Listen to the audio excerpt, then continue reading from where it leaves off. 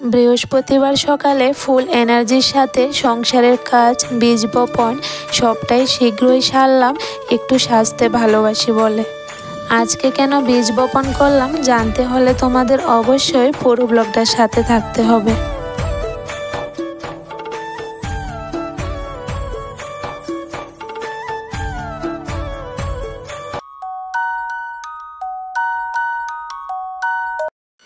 রাধে রাধে বন্ধুরা, good morning. কেমন আছো তোমরা সবাই? আশা করি যে যেখানে আছো ভালো আছো, সুস্থ আছো। আমরাও ভীষণ ভালো আছি।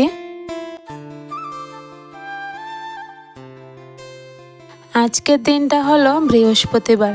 তো আজ থেকেই কিন্তু ছেলেটার এক্সাম শুরু হয়েছে। তো দেখো, ঘুম থেকে উঠে গেছি অনেকটাই ভোরে। একদিকে তো ছেলেটার এক্সাম, আরেকদিকে আজকে বৃহস্পতিবার, একটু কাজ আছে তাই তাড়াতাড়ি উঠে গেলাম। তো দেখো, উঠে মাত্রই কিন্তু বাসি কাজকর্ম সেরে সোজা চলে আসলাম রান্নাঘরে।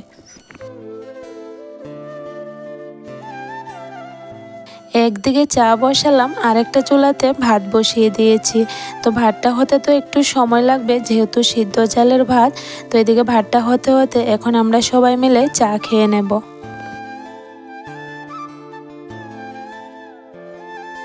ছেলেটার আজকের এক্সামটা একটু দেরি করে 11:30 থেকে, তবে আগামীকাল থেকে আবার 8:30 থেকে এক্সাম।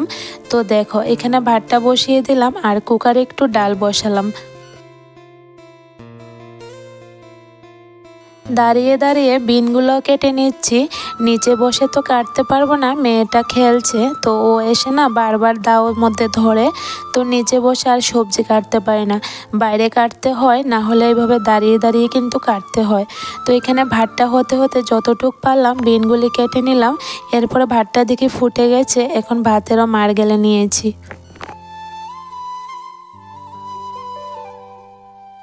আজকে বাড়ির সবজি রান্না করব, একদম টাটকা টাটকা কুমড়ার ডুগা। আর এখানে দেখো, সকালবেলা যে চাল ধুয়েছিলাম জলটা রেখে দিয়েছি। তো জলটা এখানে এনে গাছের গুঁড়িতে দিয়ে দিয়েছি। প্রতিদিন চাল ধোয়া জলগুলি দিতে দিতে গাছটা দেখো কত মোটা হয়েছে, একদম টাটকা টাটকা ডুগা হয়েছে। তো আমি না ডুগাটা কেটেছিলাম, এরপর নামাতে পারছি না, তারপরে 2 ভাগে নামালাম। দেখো কতগুলা ডুগা হয়েছে। আর কুমড়ো গাছের পাতাগুলিও তো দেখলে কতটা বড় বড় পাতা হয়েছে। কোমরের ডুগাটা কেটে রেখে এরপরে চলে গেলাম ক্ষেতের মধ্যে, বীজ লাগাবো আজকে। তো বীজগুলি ভিজিয়েছি, প্রায় 2-3 দিন হয়ে গেছে। আর ভাবলাম আজকে যেহেতু বৃহস্পতিবার, সকাল সকালে বীজগুলি লাগিয়ে দিই। যে কোনো বীজ না সকালবেলা বা বিকেলবেলা, এই 2টা টাইমের মধ্যে লাগালে কিন্তু ভালো। এমনি তো আজকে তো বৃহস্পতিবার, লক্ষ্মীবার, তো ভাবলাম লক্ষ্মীবারে আজকে বীজগুলি লাগাই, তাহলে হয়তো একটু ভালো হবে। তো দেখো, এখানে আমি রামেশের বীজ লাগালাম আর ঝিঙ্গার বীজ লাগালাম। ক্ষেতের কাজটা করে এরপরে চলে আসলাম রান্নাঘরে। রান্নাটা তো করতে হবে, ছেলেটা আবার এক্সামে যাবে। তো এখানে দেখো, ধনে পাতা দিয়ে ডাল রান্না করেছি। আর জানো তো, ধনে পাতাগুলো না এখন অনেকটা সেন্ট হয় আমাদের ক্ষেতের।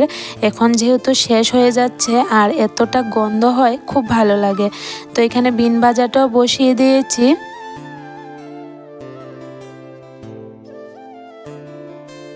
বিন ভাজাটা বসিয়ে এখানে আমি কুমড়ার ডুগাগুলি এখন কেটে নিচ্ছি।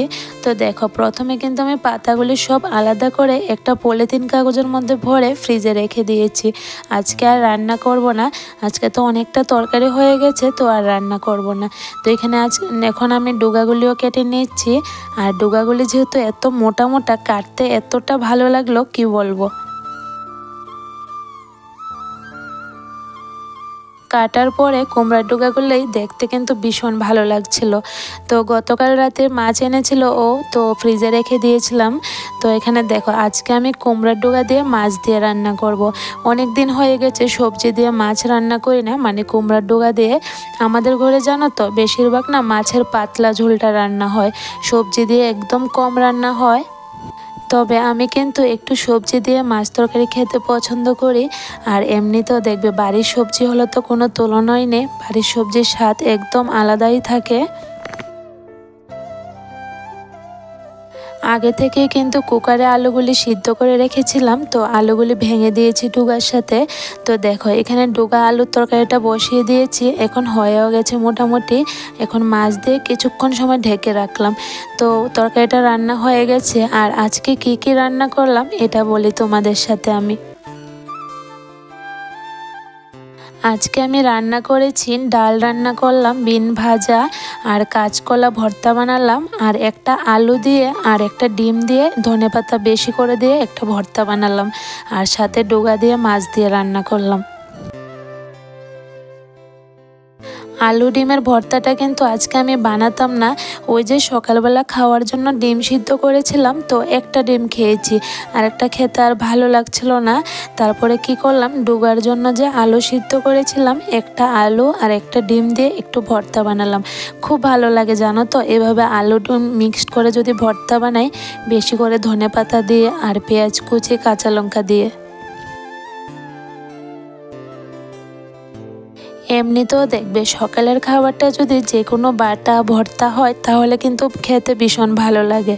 তো দেখো সকালের খাওয়া দাওয়ার হয়ে গেছে আমাদের, আর ছেলেটা এক্সাম দিতে চলে গেছে, আর আমি এদিকে কাপড়গুলি ধুয়ে দিয়েছি।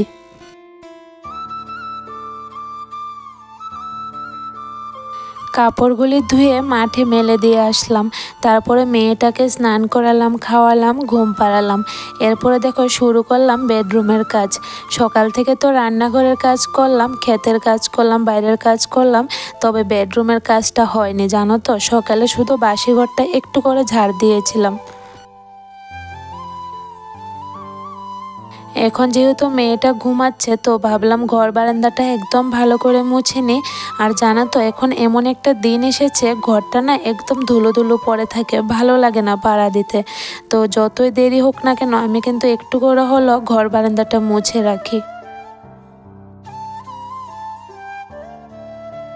আজকে যেহেতু বৃহস্পতিবার, লক্ষ্মীবার, তো খুব তাড়াহুড়ো করে কিন্তু ফুল এনার্জির সাথে সংসারের কাজগুলি করলাম। আর এমনি তো আজকে ছেলেরও এক্সাম, সব কিছুই কিন্তু আমাকে টাইমে করে দিতে হলো। সংসারের কাজগুলি তাড়াহুড়ো করে সারছি, তার কারণ হলো স্নান করে একটু সাজবো। দেখবে বৃহস্পতিবারে একটু সাজতে কিন্তু ভালো লাগে, অন্য দিনও ভালো লাগে, তবে অন্য দিনের তুলনায় বৃহস্পতিবারটা একটু আলাদা মনে হয় যেহেতু লক্ষ্মীবার। তো আমি কিন্তু প্রত্যেক বৃহস্পতিবারে একটু নিজেকে সাজাই বলতে একটু আলতা পরি, নেলপালিশ পরি, এভাবে একটু সাজি। আর অন্য দিনগুলিতে জানো তো একদমই পরি না।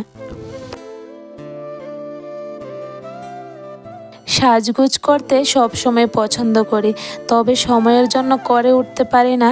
বৃহস্পতিবার দিন যতই কাজ থাকুক না কেন, এরপরও কিন্তু কাজের মাঝখানে নিজে একটু সাজি।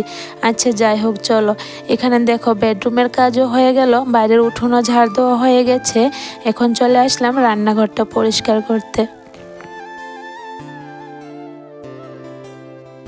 সকালবেলা তো রান্না হয়ে গেছে, তবে রান্নাঘরটা কিন্তু পরিষ্কার করা হয়নি।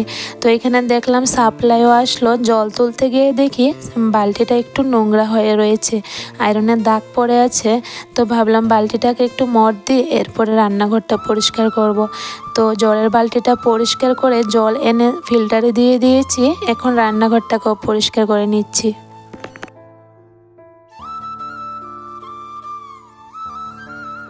কাজ করছি আর ছেলেটার জন্য একটু টেনশন লাগছে, ও এক্সামে গিয়ে লিখছে কিনা, সব কিছু কমন পড়েছে কিনা, একটা টেনশন করছি। পরীক্ষার সময় আসলে জানো তো আমার টেনশনে একদমই ঘুম ধরে না, ছেলেটার এক্সাম কেমন হবে ভাবে। আর জানো তো আমার এতটা পরিশ্রম হয় কি বলবো। এখন তো 2টা পরীক্ষা অবধি ওর পাপা থাকবে, তো ওর পাপা পড়াচ্ছে, তবে ওর পাপার কিন্তু ছুটি শেষ, সোমবারেই চলে যাবে। তারপরে থেকে কিন্তু আমাকে পড়াতে হবে, জানি না কিভাবে ম্যানেজ করব সব কিছু। আচ্ছা যাই হোক, সময়টা তো সময়ে দেখবই। তো এখানে দেখো তোমাদের সাথে কথা বলতে বলতে রান্নাঘরের চুলাচাটি কিন্তু মোছা হয়ে গেছে, এখন রান্নাঘরটাকেও পরিষ্কার করে নিচ্ছি।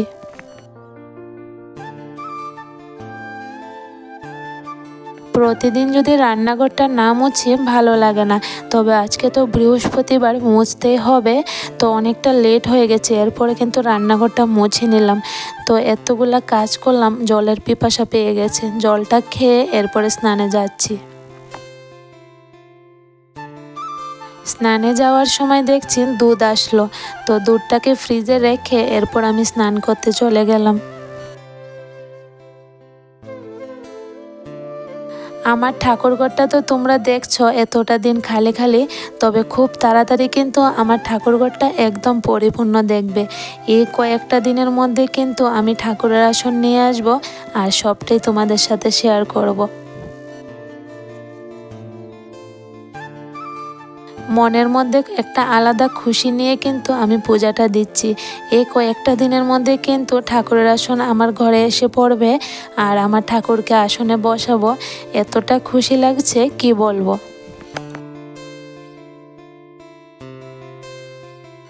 আজকে আর ধূপ জ্বালালাম না, কেন জ্বালালাম না জানো তো? এই যে আমার লক্ষ্মী সোনা মেয়েটা ঘুম থেকে উঠে গেছে, এর কারণে আর ধূপটা জ্বালালাম না। ধূপকাঠি দিয়ে ঠাকুর দেখালাম। তারপরে দেখো এখন মা মেয়ে মিলে একটু সেজে নিচ্ছি। আমি কিন্তু যত কাজই করি না কেন বৃহস্পতিবার দিন কিন্তু ঠাকুর পুজো দিয়ে এরপরে আমরা সেজে নিই। প্রথমে আমার ঘরের লক্ষ্মীকে সাজাই, আমার মেয়েটাকে, এরপরে নিজেও একটু সেজে নিই।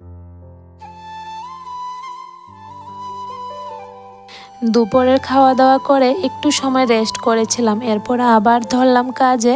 তো এখানে দেখো কাপড়গুলো যে ধুয়েছিলাম সবগুলো এনে রেখেছিলাম, গোছানো হয়নি, তো এখন গুছিয়ে নিচ্ছি। আচ্ছা বন্ধুরা, তোমাদের কাছে আমার ব্লগগুলি কেমন লাগে অবশ্যই কমেন্টে জানিও। আমার সংসারের কাজের কোনো অংশে যদি তোমাদের কাছে একটু হলেও ভালো লাগে তাহলে প্লিজ বন্ধুরা একটা লাইক কমেন্ট শেয়ার করে দিও আর চ্যানেলটাকে সাবস্ক্রাইব করে আমার বন্ধু হয়ে আমার পাশে থেকো। তোমাদের সাপোর্ট আর ভালোবাসাই কিন্তু আমাকে একটু একটু করে সামনের দিকে এগোতে সাহায্য করবে। তো এখানে দেখো কাপড়গুলি গুছিয়ে সন্ধে হয়ে গেছে। আজকে জানো তো চায়ের সাথে না একটা নতুন জিনিস খাবো, কোনো দিন খাইনি, আজকে প্রথম খাবো। তো দেখো এখানে চায়ে করে নিলাম আর সাথে থাকবে লাল আলু। এই আলুটাকে কিন্তু অনেকে মিষ্টি আলুও বলে, তবে আমরা তো লাল আলু বলে, তাই আমি লাল আলুই বললাম। আর জানো তো কোনোদিন যেহেতু খাইনি চায়ের সাথে, আজকে খেয়ে দেখলাম, খুব ভালোই লাগলো। তোমরাও খেয়ে দেখো, অবশ্যই চায়ের সাথে টেস্টি লাগে। তো চলো বন্ধুরা, আজকে ভিডিওটা এ পর্যন্তই। Good night.